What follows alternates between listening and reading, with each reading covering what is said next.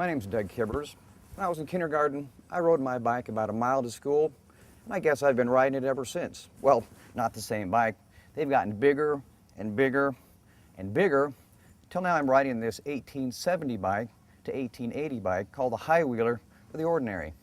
Today, we're going to chat about bicycles, the invention, its history, its significance, and most importantly, how to be a safe bike rider, ride safe and ride smart.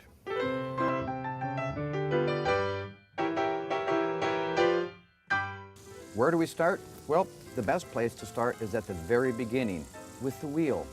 It's been around since 3500 BC. They think it came from Mesopotamia, the cradle of civilization, which is now Iraq. Many think it's the most important invention of all time. When you think about it, almost every mechanical device we have is a symmetrical design rotating around an axis. There have been a lot of misconceptions about the invention and the evolvement of the bicycle. For instance, we thought for many years that Leonardo da Vinci sketched the first bicycle design in his laboratory in the 1400s. Later we found out it was a hoax of history. And what of modern concepts, or what we think are modern, like ball bearings, gears, derailleurs, folding bikes, aluminum tubing, clipless pedals, all those ideas came out in the 1800s.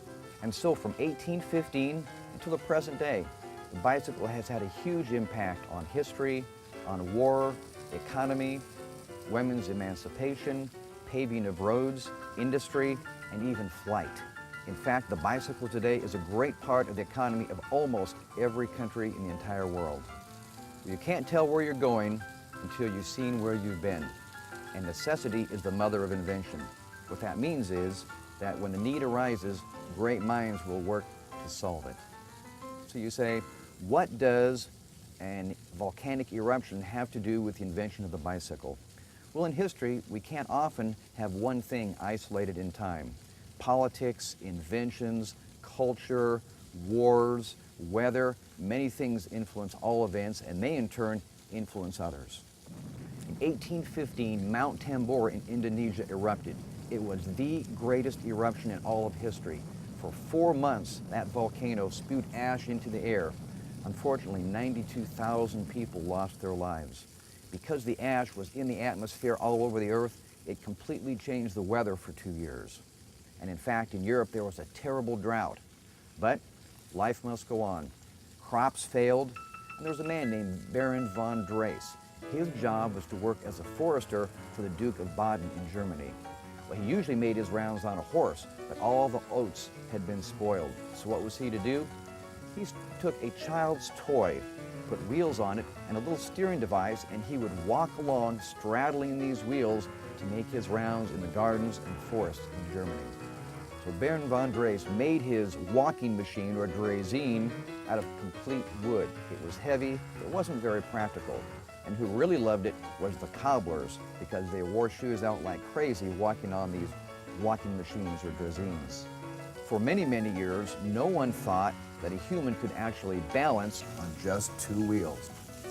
And so it didn't occur to anybody, which may seem obvious to us, to have pedals on the front wheel.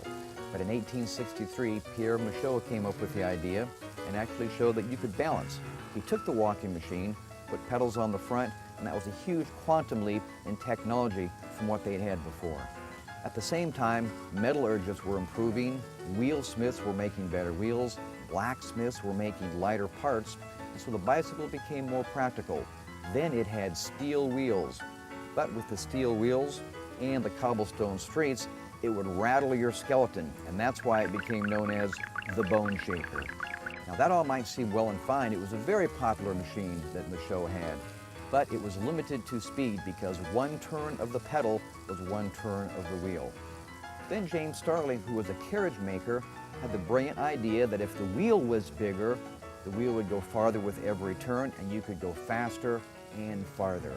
And so the wheels got bigger and bigger and bigger, basically as long as a man's length could reach to pedal faster, like the high wheel or the ordinary bicycle, like this right here. James Starling, the carriage maker, he called his bike the Ariel. And it was extremely dangerous. That high front wheel, one little clip and you'd go flying over the front end and land on your head. In fact, the term header doesn't come from soccer. It comes from all the daring young men that would go flying off their bikes learning to ride them. To save on the weight, they made the back wheel smaller and smaller and smaller for the exact design like Ariel right behind me. And during the roaring 80s, the high time of these bicycles, what was happening in the world? Yellowstone became a park, and Alexander Graham Bell invented something called the telephone. In 1878, the first American bicycle was built, called the Columbia, by the Weed Sewing Machine Company. You may ask, why would a sewing machine company make a bicycle? Sewing machines sold for $13, a bicycle sold for $125, roughly 6-month wages for a worker at that time. In 1884, a young man called Thomas Stevens took his high-wheeler bike in San Francisco and rode all the way to the Atlantic Ocean on the opposite coast. But there weren't interstates back then. He rode 3,700 miles of rough wagon train trails.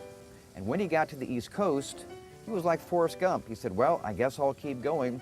And so he eventually circumnavigated the entire world over the next 2 years, the first man to do so.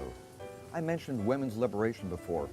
Bicycling had a huge impact on that. There was a young time when women had chaperones, they had skirts down to their ankles, they wore corsets, and for their bicycling, they were relegated to three-wheelers or tricycles that were pedal-driven or hand-driven. They were very popular, though. In England, in 1 year, there were over 350 models you could choose to purchase. But young ladies were not to be held back. Emily Bloomer was riding with her skirt on a bicycle and fell and broke her arm. She was so enraged that she sat and sewed together a pant-like outfit that she could ride her bicycle on that became known famously as her bloomers. In fact, women now could be out riding on their own. It was called for women the Freedom Machine. Susan B. Anthony was asked, what do you think about the bicycle? She replied, and I quote, I will tell you what I think of bicycling. I think it has done more to emancipate women than anything else in the world. It gives women a feeling of freedom and self-reliance. I stand and rejoice every time I see a woman ride by, the picture of free, untrammeled womanhood. Now, back in America, in Dayton, Ohio, two brothers had a printing shop.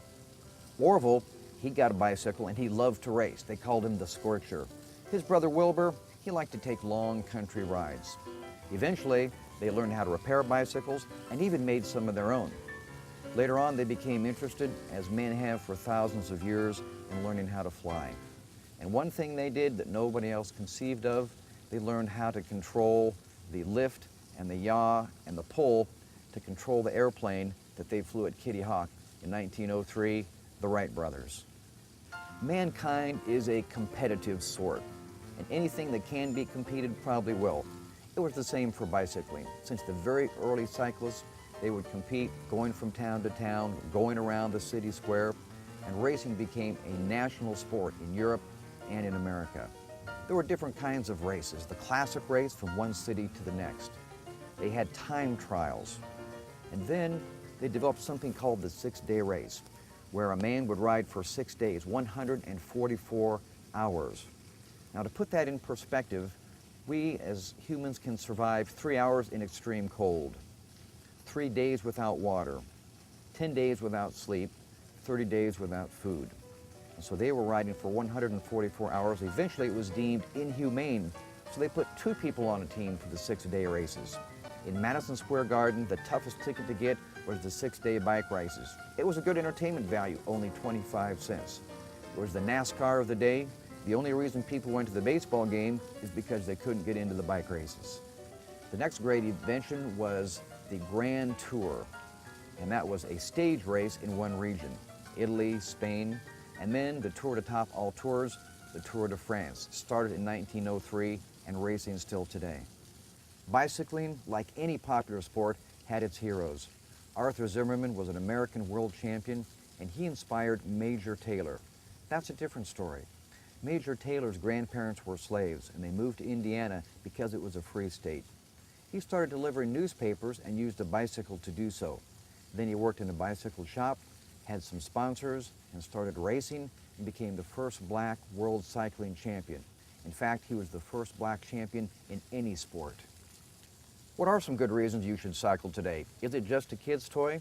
It's great transportation for people who can't afford a car, are too young, or too old, or for some reason don't have access to public transportation. Bicycling can be faster than walking or even taking a bus or train. Bicycling is therapeutic for the cardiovascular system. In fact, if I ride 20 miles a week, my risk of heart disease goes down 50%. Bicycling is a lifelong activity, one you can do with your family.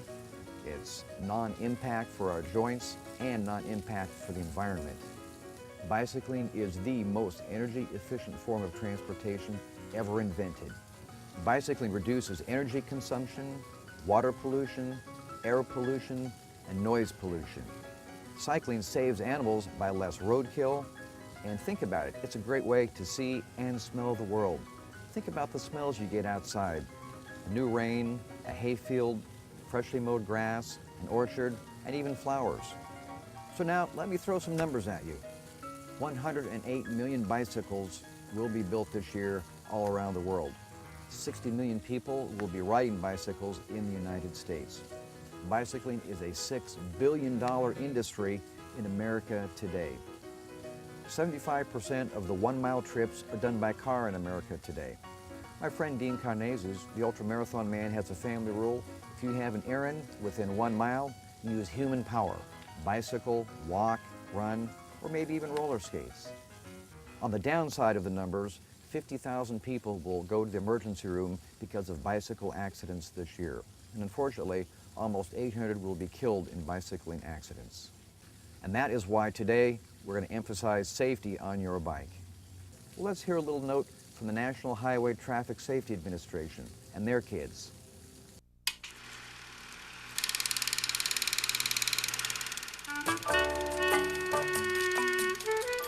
A bicycle is a wonderful investment.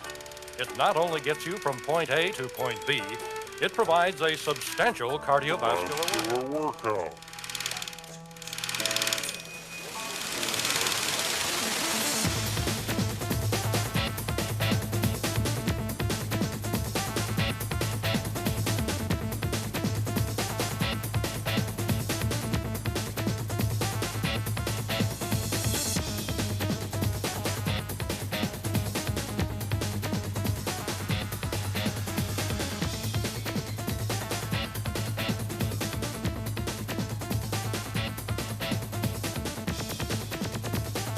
Bike safe, bike smart.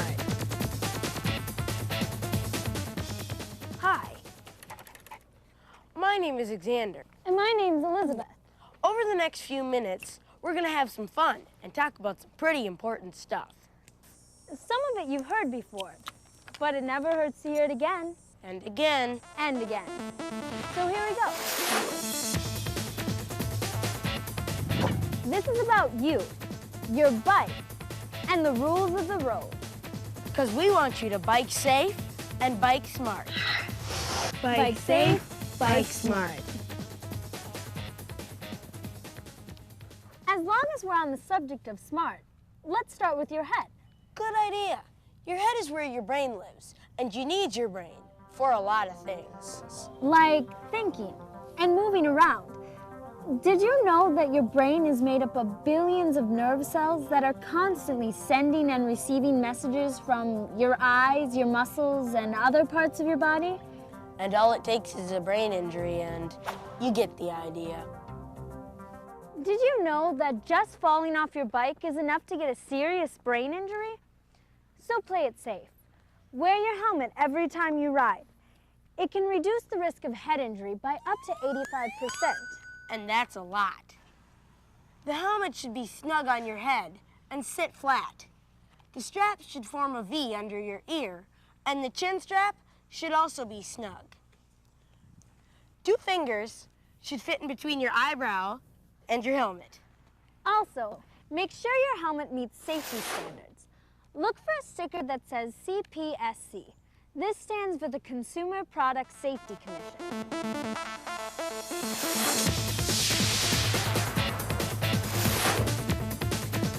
Bike safe, bike smart. Now that your head and brain are protected, We can talk about how to ride safely. Did you know that bikes are considered vehicles? Meaning you have to follow the same rules as someone driving a car. And why do we have rules? To keep us safe and to keep things moving smoothly. That means when you ride in a street, ride in a straight line with traffic on the right side of the road. Riding against traffic is dangerous. It puts you where the driver of a car isn't expecting you. Meaning he might turn in front of you, or worse, into you. And you know what that means. Ouch. And if you're riding with friends, always ride single file. And here's something else to remember. Always obey traffic lights and signs, and pay attention to lane markings. When you see one of these, stop. When you see one of these, yield. Traffic might be coming from one side or the other. Now, since your bike doesn't come with turn signals, Use your hands. but always check for traffic before you turn. Do this to turn left, this to turn right. Also, some states allow you to do this to turn right, and do this to stop. Did you know that 70% of car-bicycle crashes happen at driveways or intersections? So before you enter a street, stop, look left, right, then left again. And use caution at intersections. Be careful. Don't be a statistic. Hey, now a word about staying alert. If you're riding your bike,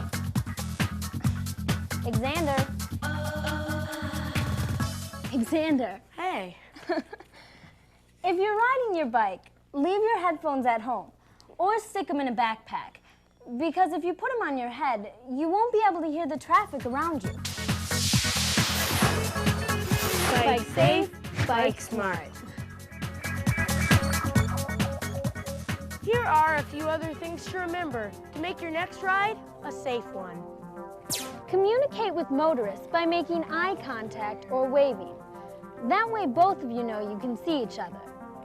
Don't swerve in and out of parked cars, and always ride far enough away to avoid the unexpected. Like eating a car door. Always check behind you before turning or changing lanes. Be courteous to pedestrians. Keep your eyes open for things on the road, like litter, potholes, gravel, railroad tracks, and storm drains. None of these things is very bike friendly. They can make you crash. Bike safe, bike smart. Can you see me? How about me?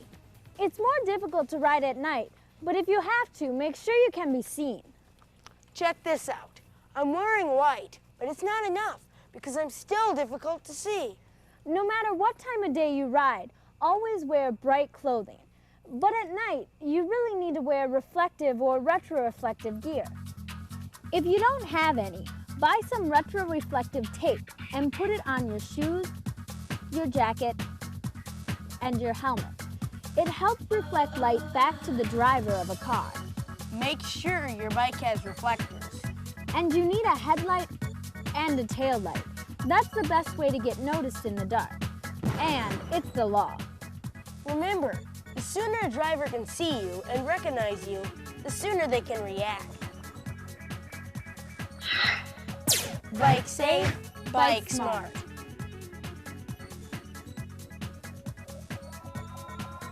All the stuff we talked about today is common sense. But you still need to think. Be courteous and be predictable by always riding in a straight line. Wear a helmet. And follow the rules of the road. Ride with traffic on the right side of the road. Ride single file. Obey traffic lights and traffic signs. Check behind you before turning. Use proper hand signals. Stop, look left, right, then left again before entering a street. And use caution at an intersection. Make eye contact with other drivers. Be careful around parked cars and watch for objects in your path. And at night, be seen to be safe. Never assume that motorists or pedestrians will see you. Remember, bikes are smaller than cars, and if there's a crash between the two, any guesses who will win? That's all the time we have. So remember these 4 words. Bike safe, bike smart.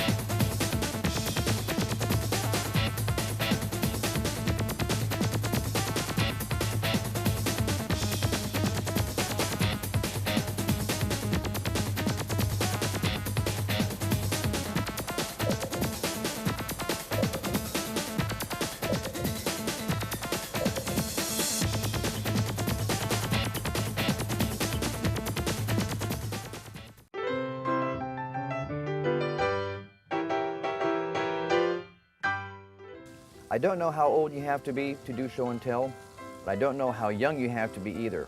All I know is I haven't gotten to do it for 45 years, and it's high time. So here's some bicycle safety show and tell.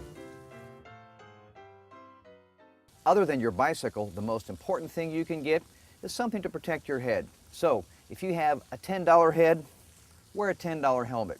If it's more important to you, get a certified helmet. This helmet was worn by a friend of mine riding along, bumped a tire and flipped up over the top on a nice smooth level ground. Landed right on the front corner of the helmet. Oops, that could have been his skull, but it was part of the bike helmet that got torn apart. It saved his life. I'm glad my friend was wearing that, and he's glad too. What are we protecting? We can fix broken bones, but we can't always fix a broken brain. This is the size and shape and consistency of our own brain. And you can see it's almost like Jell-O, and it doesn't take to injury very well. So take that lid and get it covered on all your activities: biking, rock climbing, riding horses, and your ATVs. When we're out riding bikes, we want to be as visible as possible, so wear bright colored clothing. It doesn't have to be a racing jersey like Lance Armstrong used to wear. It can be bright colors to be as visible as possible to bicyclists, pedestrians, and cars. When we're riding an emergency vehicle, it could be fire truck, police, or ambulance, our job, just like the cars, is to get out of the way because they're off trying to save people's lives.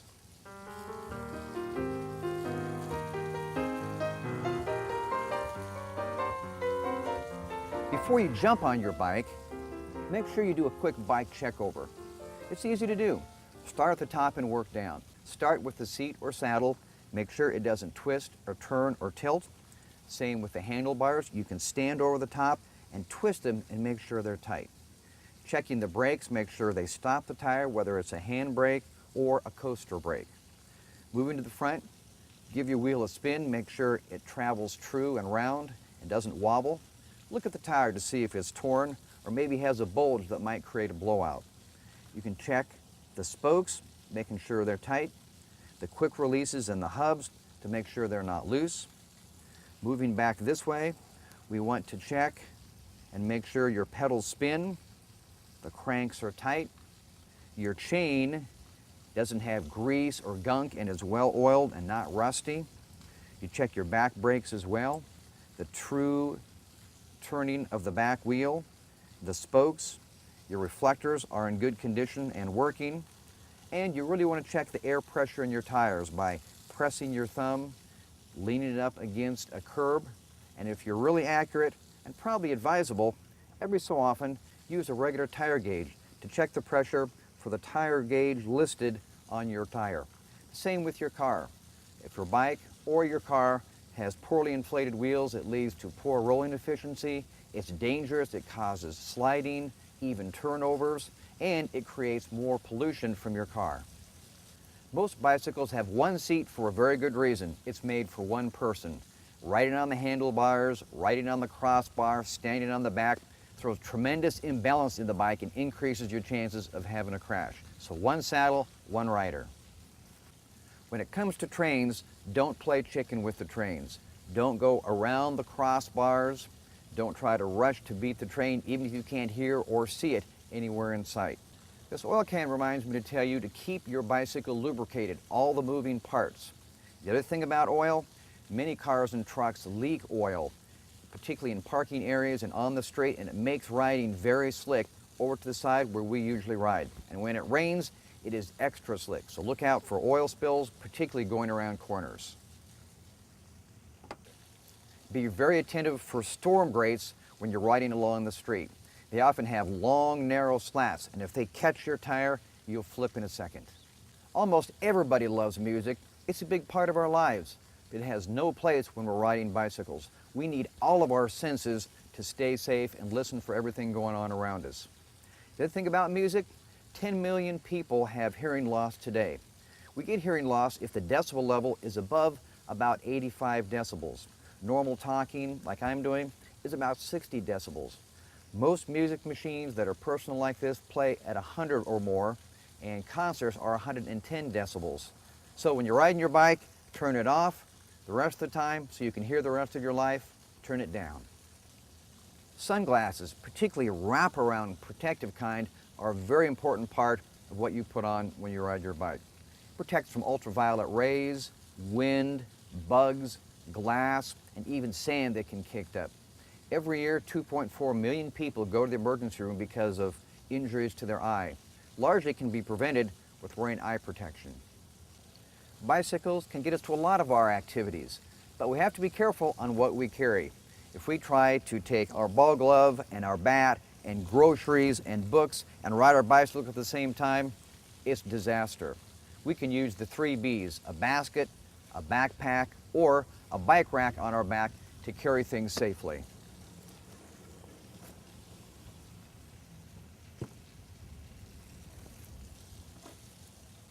This bit of shrubbery reminds me about blind corners. Be careful about blind alleys, vehicles that block the road, trees, shrubs. Out of there can come another bicycle, a motorcycle, a truck, a dog. So think ahead and be aware about blind corners.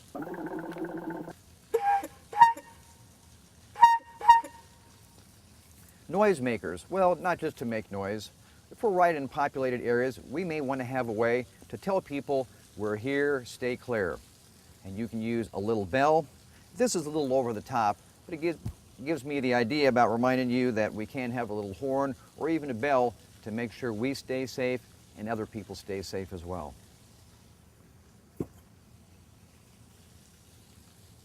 I am a pedestrian. Look out for me. This is my little gnome friend, Henry. He represents a pedestrian, and pedestrians have the right of way. If a pedestrian is there, we stop for them.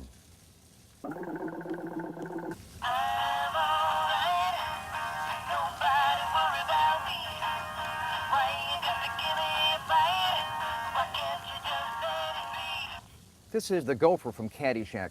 He's going to help me out by reminding me about animals, particularly dogs. Dogs often chase things that are moving and going around like a bicycle.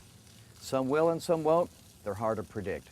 First thing you can do is try to tell the dog that you are the alpha person by saying in a big voice, "Go home." Not in your nice dinner table voice, but "Go home." And many times the dog will tuck his tail and go away. If he doesn't, try to glide and stop pedaling because that circular motion gets him enraged and incensed. If that doesn't work and that dog is coming for you, stop, get off of your bicycle, and use your bicycle as a wall against the dog that's coming your way. Thanks, Gopher. Suntan lotion, riding bikes, playing outside. A lot of times we're out in the sun. 1 million people will develop skin cancer this year because of ultraviolet rays. So my word is slip, slap, slop. Slip on a hat, slap on a shirt, slop on some suntan lotion. Proper identification and medical information. You don't have to look as nerdy as wearing one of these like you might go into a meeting. But somewhere in your billfold, maybe on your helmet, maybe in your purse, have your name, contact information, and any pertinent medical information, so if there's an accident, the medical personnel can take better care of you. An important part of bicycling safety is the shoes you wear. Thongs are very popular in summer and going to the pool, but really have no place on a bicycle. They can slide off, your toes can get caught, and if you wreck and you jam your toes and get road rash, that's not very helpful. So try to wear proper shoes that fit on the bike and protect your feet. Shoelaces. We talked about the importance of wearing good shoes, but also tying your shoes. Most people I know that have ridden a bike very long have had a shoelace wrapped up in the chain or in the pedal and crashed. So tie your shoelaces, put long pant legs up. You might even have a little Velcro to hold those pant legs in line. The map, it often tells us how to get from one place to another. You really don't need one to get where you're going, like to your friend's house or school, but it reminds me to mention that there are different ways to get to your destination. Some may be through a crowded street, a busy, dangerous intersection, so think about where you're going and plan the safest route to get there. When we're accessorizing, one thing you might want to think about is getting a bicycle glove. It prevents problems with your hands from vibration on the road, and if you should happen to have a wreck, it's a very good padding if you happen to hit the ground. A padded bicycle glove.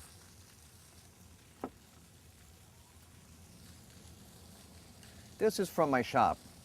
It's a file. It's a solitary file. It's a single file.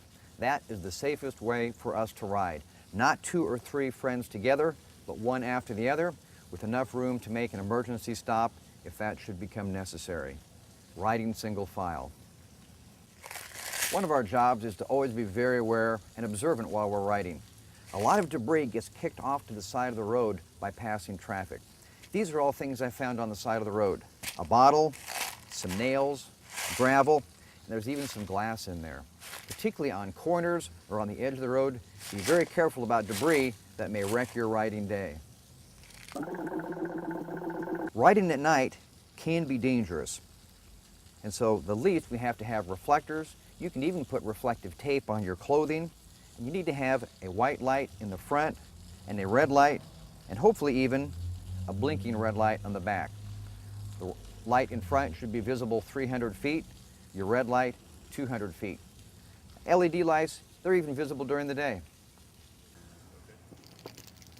I can't remind myself enough, keep my eyes open and be very observant about cars, about pedestrians, about dogs, about bicycles, about the road. And in fact, I like to play a little game I call What If? What if this car turns left instead of right? What if this car doesn't really see me like I think? What if he stops? What if this car door opens when I'm not ready for it? And I try to imagine my reaction so when something does happen, I can almost do it automatically. The more we ride, the more we look for accessories. Regular pedals get us where we're going, but if we have toe clips or clipless pedals, it gives us 30% more energy in our riding. So the more we ride, the more proficient we become. We may want to look at some accessories that help our power and help our cycling efficiency. We talked about being observant, that is in all directions, in front, the side, and behind us. We can turn to look behind us, but sometimes as we turn to look, our hands turn with us and our bike can steer out into traffic. They make small mirrors for the handlebars, and they also make small mirrors that can attach to your glasses to keep an eye on the traffic behind you. If we're within range, we can talk to our fellow cyclists and tell them, car up, or look out for the pothole, but often we can't hear riding because of the wind and the sound of the road and the sound of the traffic.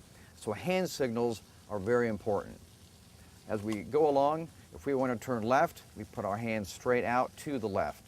To slow down, we put our arm down. And also if we're going to turn to the right, to signal everyone around, cars, another cyclist, we bring our arm up, indicating we're going this direction. You'll see some people indicating road hazards by pointing down to a grate or maybe even a pothole or glass that's on the road.